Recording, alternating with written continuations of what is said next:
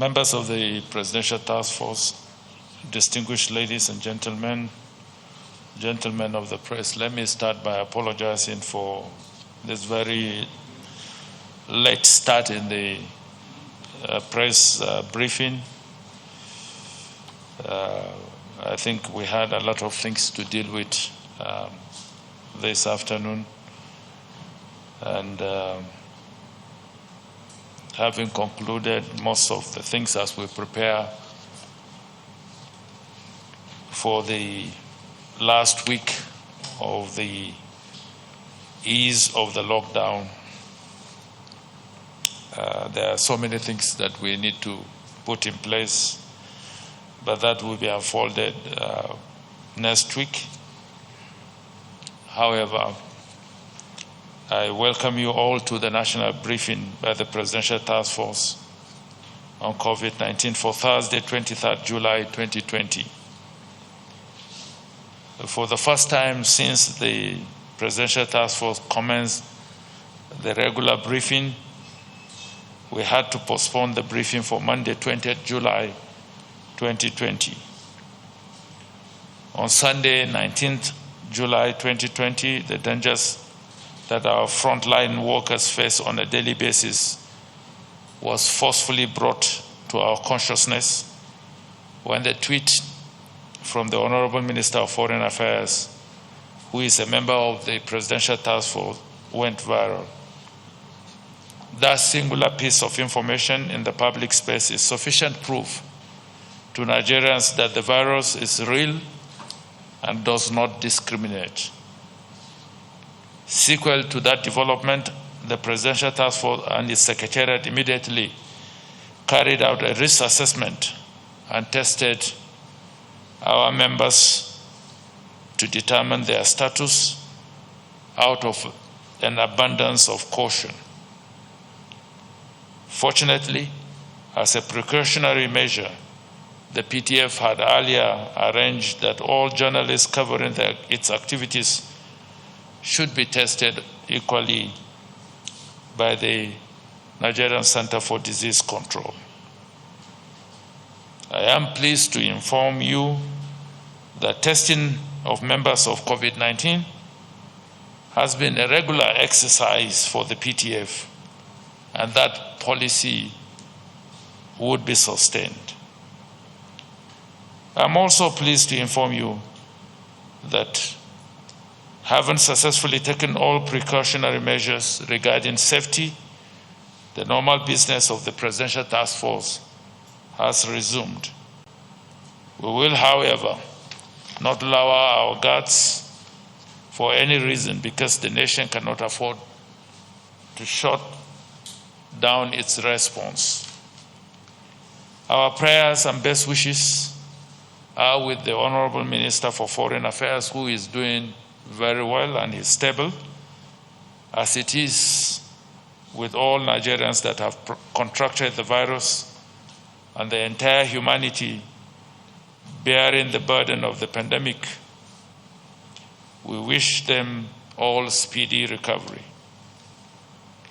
As we progress, however, the Presidential Task Force might reconsider restructuring the mode of delivering some of its activities, relying more on technology to minimize the risk associated with unavoidable physical contacts.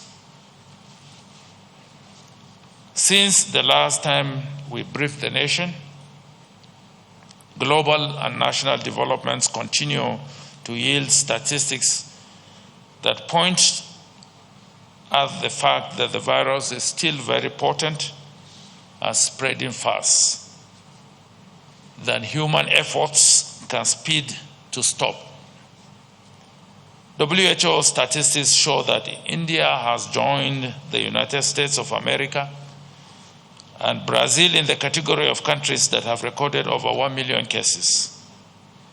Cumulatively, 15,403,120 cases have been recorded from 215 countries and territories. On the African continent, the cumulative total for Africa has risen to 773,804, including 16,448 fatalities.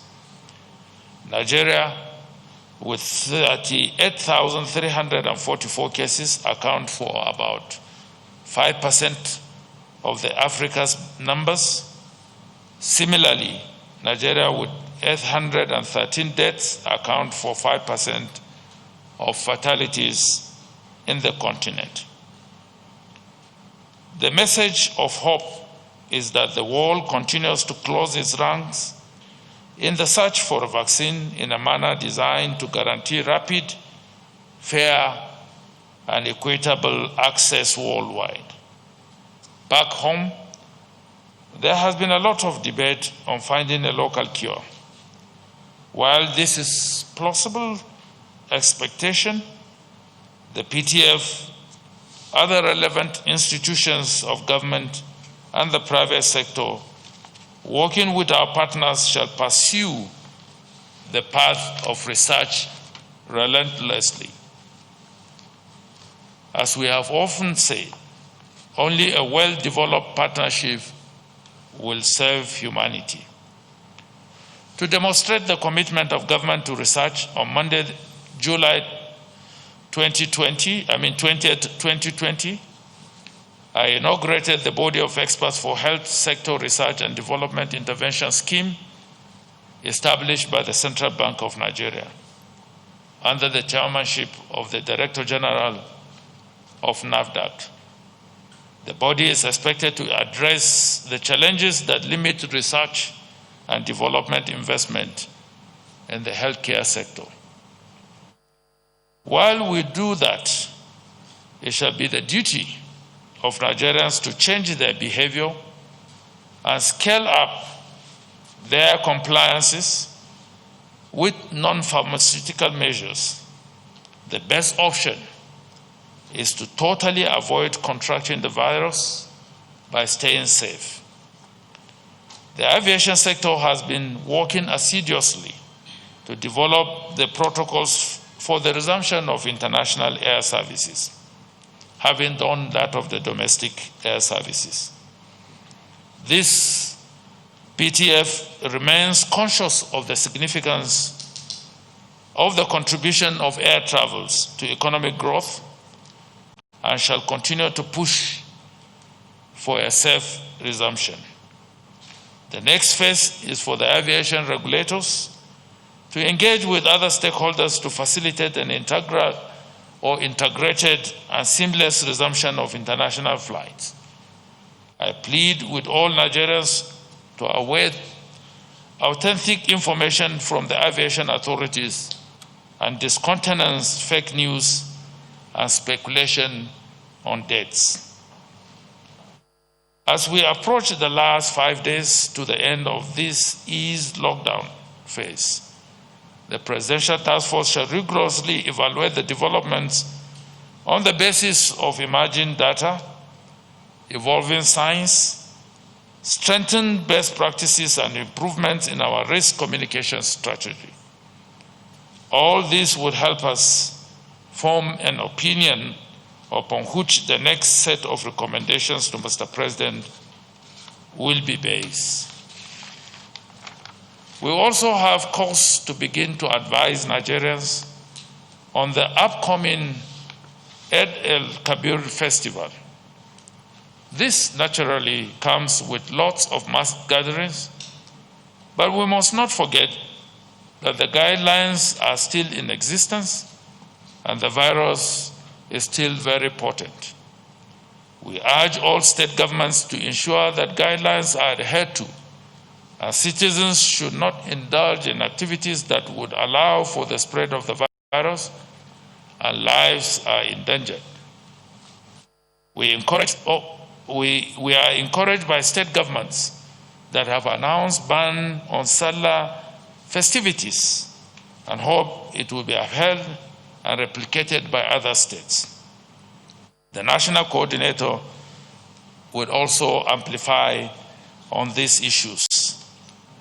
Today, the Presidential Task Force formally welcomed the new WHO country representative to Nigeria. The WHO has been a major partner in the national response, and Nigeria truly appreciates the support of the organization. The Presidential Task Force is happy to note that a number of civil society organizations are fielding medical missions across the country to further deepen awareness amongst the grassroots. While we would always appreciate their efforts, we call on them to work closely and collaboratively with sub-national level of governments so that a coordinated risk communication strategy would result in optimal outreach. The Presidential Task Force wishes to thank friendly nations and corporate organizations for their continuing support through donation of medicines and equipment. In this regard, we thank India, the nation of India, for the donation of 7 tons of hydroxychloroquine for treatment of patients. Similarly, we want to express our appreciation to Web Fountain Foundation, the Securities and Exchange Commission, and the MTN for the donation of 35 oxygen concentrators, 1 ambulance, and 500 phones, respectively. We wish to assure you that the resources will be judiciously utilized. The subnational entities have also escalated the levels of their ownership, and we will encourage them to continue, as that is the most practicable means of dealing with the community transmission phase of the virus. I must always remind all Nigerians to comply with measures put in place. Remember to wear your mask in the proper manner when in public. Do not share face masks, because any face mask that is already reused becomes a contaminated material and could be dangerous. Finally, dispose of your mask and other used item properly and safely. This will save others, including strict cleaners, from being exposed to dangers. Finally, the Presidential Task Force finds it necessary to re-educate Nigerians on the policy and strategy for the coordination and management of resources for the national response. For the avoidance of doubt, the Presidential Task Force provides leadership, guidance, and coordination. The resources generated by the private sector, especially COVID, is managed and delivered in kind on specific projects. The same goes for the deployment of resources in the United Nations One Basket Fund and the NMPC and partners support. The national coordinator will elaborate more on COVID and other resources from the international community. I now have the honor and singular privilege to invite the Honorable Minister of Health, the DG, NCDC, and the National Coordinator to present their updates. And I thank you most sincerely for listening.